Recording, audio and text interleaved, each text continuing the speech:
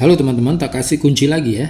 Pernah kepikiran nggak, kenapa hantu di Indonesia bisa berupa pocong, kuntilanak, gondoruo, wewe gombel, tapi di Eropa malah vampir, Dracula, zombie? Apakah memang mereka berbeda wujud? Atau sebenarnya itu cuma produk imajinasi manusia?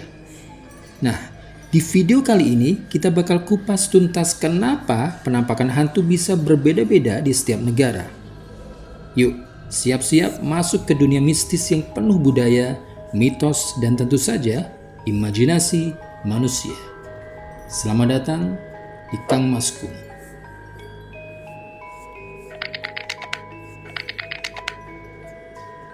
Hantu itu nggak pernah berdiri sendiri. Mereka lahir dari cerita rakyat, tradisi, dan simbol budaya suatu masyarakat.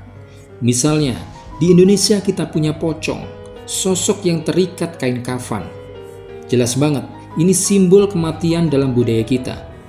Lain lagi di Jepang, mereka punya onryo, arwah perempuan berambut panjang dengan pakaian putih yang erat kaitannya dengan kisah balas dendam. Nah, di Eropa muncul legenda vampir yang menghisap darah, simbol ketakutan terhadap penyakit menular di masa lalu.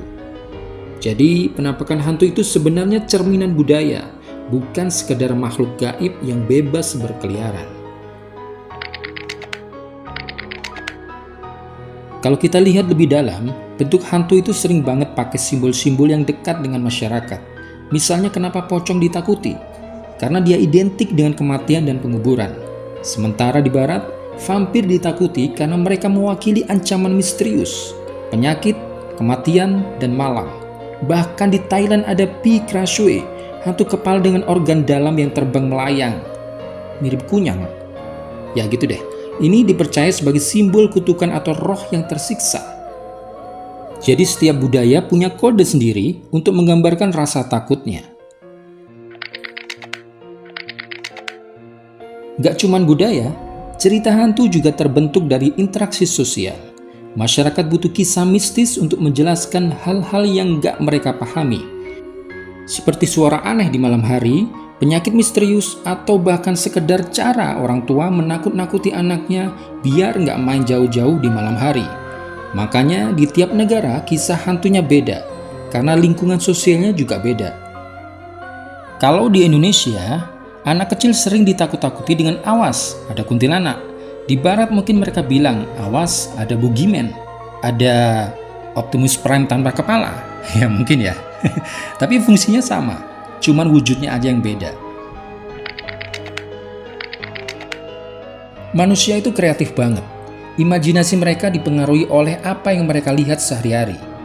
Orang desa yang hidup di dekat kuburan mungkin membayangkan hantu dalam bentuk kain kafan. Orang Jepang yang sering mendengar kisah samurai atau perempuan teraniaya membentuk imajinasi hantu perempuan berambut panjang.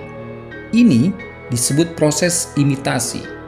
Manusia meniru dan membentuk konsep hantu sesuai lingkungannya. Jadi, kalau di Afrika ada hantu berwujud binatang, itu karena binatang jadi bagian penting dalam hidup mereka. Selain imajinasi, ada juga fungsi sosial dari konsep hantu, yaitu menakut-nakuti. Dalam beberapa pandangan, kisah hantu dibuat supaya manusia lebih takut sama hal-hal gaib daripada hal-hal nyata. Bahkan ada pendapat yang bilang hantu diciptakan untuk membuat orang tunduk pada norma atau kepercayaan tertentu. Jadi, kalau ada larangan, biasanya dibumbui dengan cerita hantu biar orang patuh. Misalnya, larangan main di hutan malam-malam karena katanya ada penunggu. Ya, padahal tujuannya jelas, menjaga anak-anak biar nggak hilang atau celaka. Oke, sekarang kita geser sedikit ke sisi spiritual. Dalam beberapa keyakinan, hantu itu bukan cuma imajinasi, tapi wujud jin yang mampu beradaptasi. Mereka nggak bisa nunjukin bentuk aslinya, jadi mereka pakai wujud yang familiar dengan manusia. Itu sebabnya penampakan bisa beda-beda tergantung budaya. Jin bisa menyerupai apa saja, dari manusia sampai hewan, tergantung yang paling bikin manusia ketakutan di lingkungannya. Jadi, apakah semua hantu itu nyata? Atau cuma permainan visual dari jin? Ya itu balik lagi, ke kepercayaan masing-masing.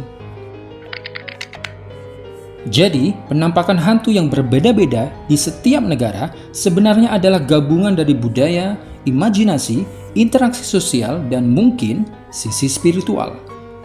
Intinya, hantu adalah cermin dari apa yang paling ditakuti manusia di lingkungannya masing-masing.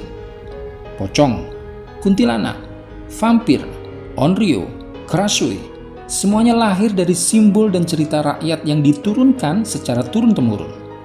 Nah, sekarang pertanyaannya, apakah hantu itu benar-benar ada? Atau mereka hanya wujud ketakutan yang kita ciptakan sendiri? Tulis pendapatmu di kolom komentar, karena siapa tahu jawabanmu bisa jadi bahan diskusi mistis yang seru. Terima kasih. Assalamualaikum warahmatullahi wabarakatuh.